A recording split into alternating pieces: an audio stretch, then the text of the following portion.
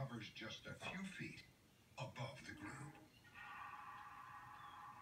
They thought there were probably a campfire, Indians or other travelers, but they just kept seeing them. The next night they were there, the next night, the next week and year, and I'm sure they began to wonder what on earth were those lights. In 1916, Hallie Stillwell is 18 years old when she witnesses the same thing. We decided to come to Marfa to attend to a little business, and all of a sudden we saw lights over on the Shenandoah Mountains.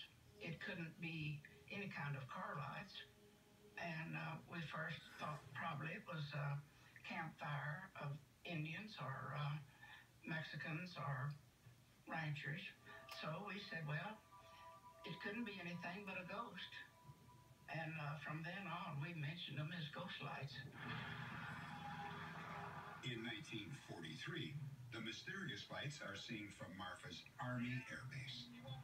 When we saw the Marfa lights the first time, there was no vehicular traffic at night. Fuel was rationed. Lights were a phenomenon in themselves in those days because there were no lights. When the moon is out, it's beautiful. When the moon is not out, it's so dark, it's awesome. We saw something that was totally foreign to anything in and around the airbase. When we inquired in the village of Marfa about these strange things, and yeah, sure, we've got little lights. So what else? Over the years, the reasons for the mysterious lights have ranged from ball lightning to wandering spirits to jackrabbits with glowworms attached to their tails. Only one thing is for certain. Marfa's ghost lights are real. No one in Marfa is really afraid of the mysterious lights. In fact, the town has set up a special area where you can actually view them. When I was a child, of course, you have a lot of childlike curiosity, and my first thing was, I want to find out what those are. I mean, this is my Loch Ness monster. I'm going to catch it and find out what it is. And so I just, from that moment on, decided I was going to try to solve the mystery. Looks like we need to head southeast toward the Shenandoah. A few years ago, my brother and I got the idea that the reason no one had ever got close to lights was because they were using motor vehicles, like airplanes or jeeps or cars. So we thought if we took out on foot across the desert, we could sneak up on them. So we got our gear together in a camera and just took out walking across the desert and tried for about 4 hours to walk up close to them. And we never could get real close to them. It was almost like a mirage. It just kept moving a little further and further away from you. We asked 3 scientists from a local observatory and university to conduct a formal investigation. Our team of scientists noted that a radio tower was one possible source of the lights. So was traffic on a mountain highway. They installed marker lights that helped determine where the highway was visible in order to rule out headlights. If the scientists saw lights that weren't from cars or from the tower, they just might be the legendary ghost lights.